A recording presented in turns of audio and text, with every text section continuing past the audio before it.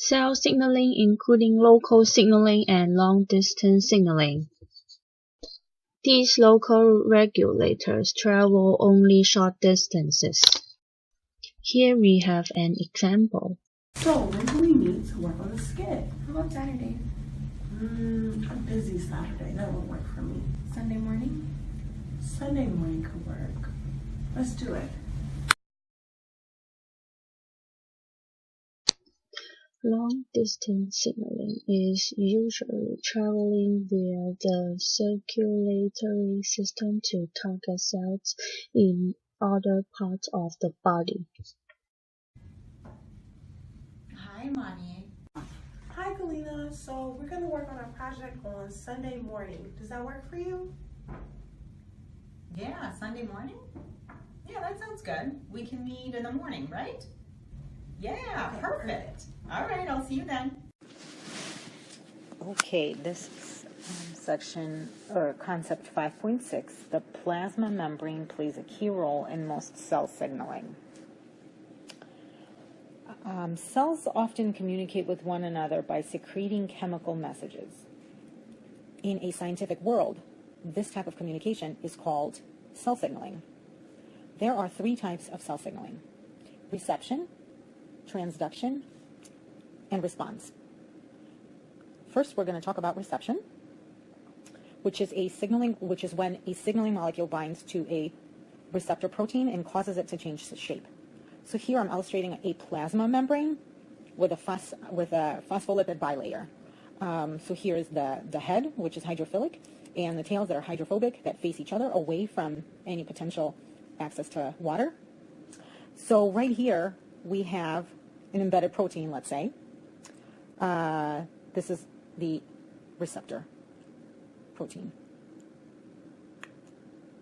Okay? And so in the first stage of cell signaling reception, there is this chemical or a molecule right here that binds to a receptor protein. So it could be anything. It could be water. It could be sugar, any solute or molecule. When this molecule binds with this receptor protein, it changes the shape of this protein. So now we have, instead of this, maybe we would have this. So this is reception. The second type of cell signaling is signal transduction.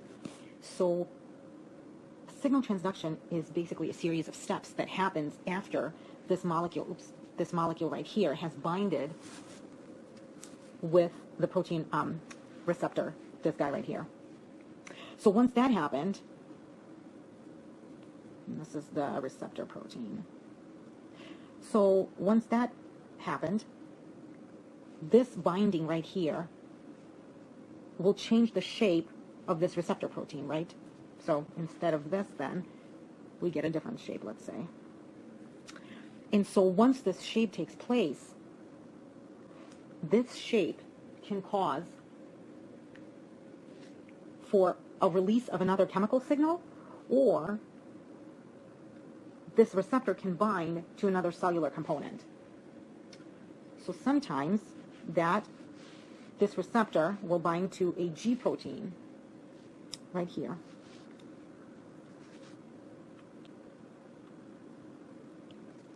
And once that's activated, once the G protein is activated, then I don't have any space to the right, so let's imagine this is plasma here, the continuation of this guy right here.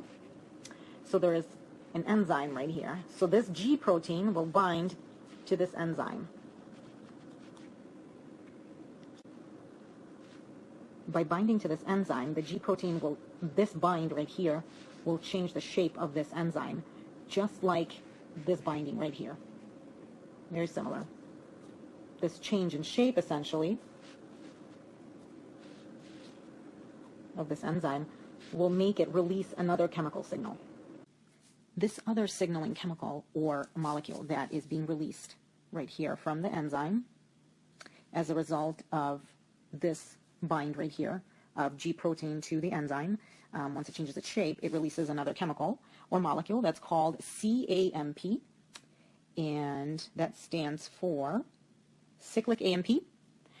It is different. It is also referred to as a secondary messenger. And the reason why it's called a secondary messenger right here is because it is different than this little guy. That's also referred to as ligand. So once the CAMP is released from the enzyme, it diffuses within the cell and elicits a cellular response. And that is the third type of cellular signaling response. And this is how our cells communicate with each other by using molecules. Concept 6.4, enzymes speed up metabolic reactions by lowering energy barriers. A spontaneous chemical reaction occurs without any requirement for outside energy. It may occur slowly, and that's why it is very hard to detect. What helps a reaction, or what speeds up a reaction, is called an enzyme. An enzyme is a macromolecule that acts as a catalyst, a chemical agent that speeds up a reaction without being consumed by that same reaction. Without enzymes, chemical reactions would take a long time, so the pathways of metabolism would become super congested.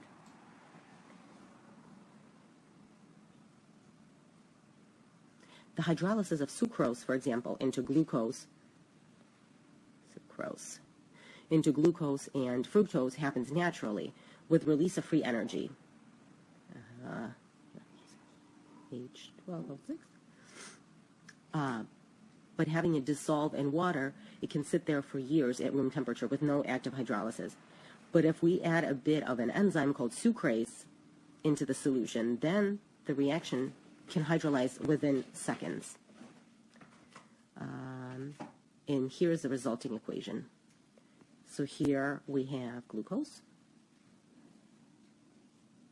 and there we have fructose.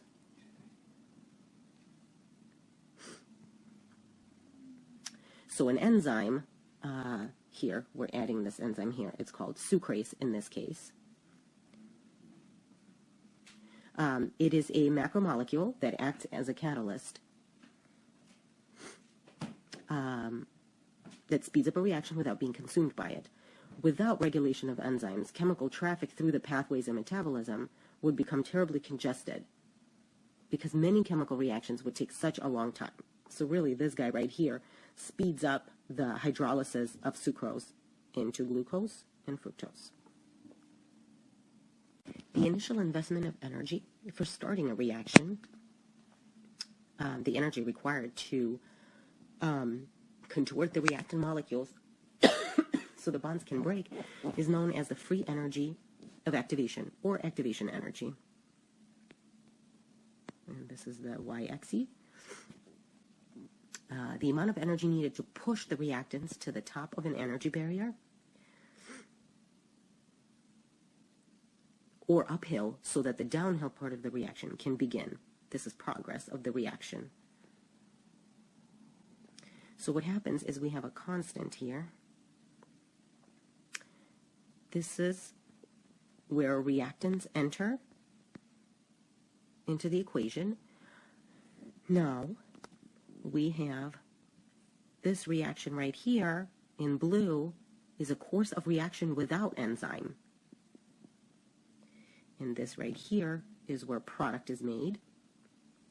So this, let's say, is AB plus CD is AC plus BD. Let's say this is the reaction that takes place here. Now, if we add an enzyme here, then we can see how we can significantly decrease the activation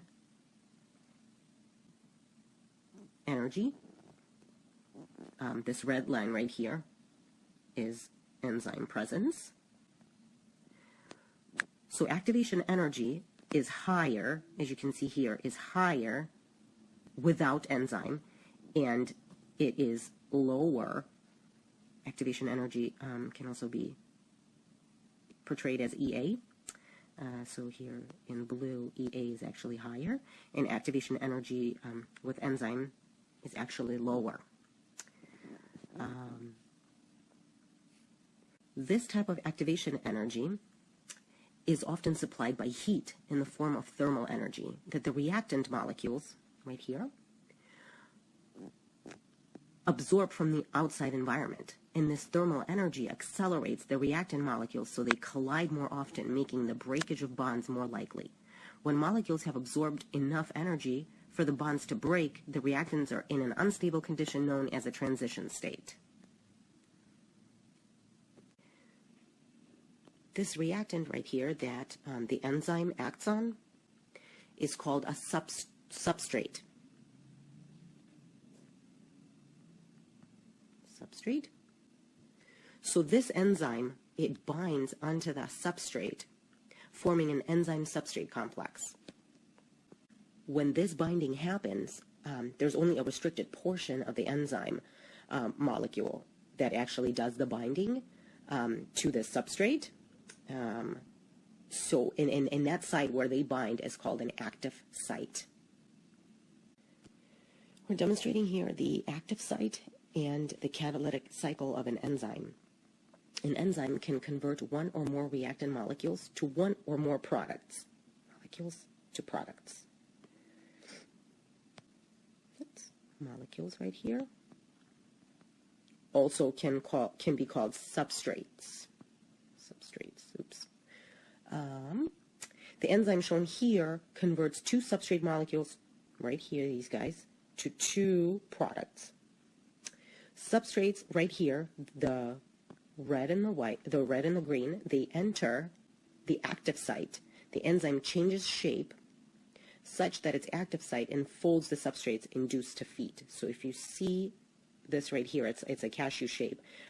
It's really, these substrates are really fitting like a glove. Then substrates are held in active site by weak interactions such as hydrogen bonds and ionic bonds right here inside. So then substrates are converted to products right here. Really, it's still enveloped. It may not show here, but it is. And so here, the black one and the blue one are the products, and it releases those products into the cell, and so the cycle keeps going. Then the active site is available for two new substrate molecules. So then, we kind of start the process again, and these substrates enter the active site of the enzyme, and we go over and over again.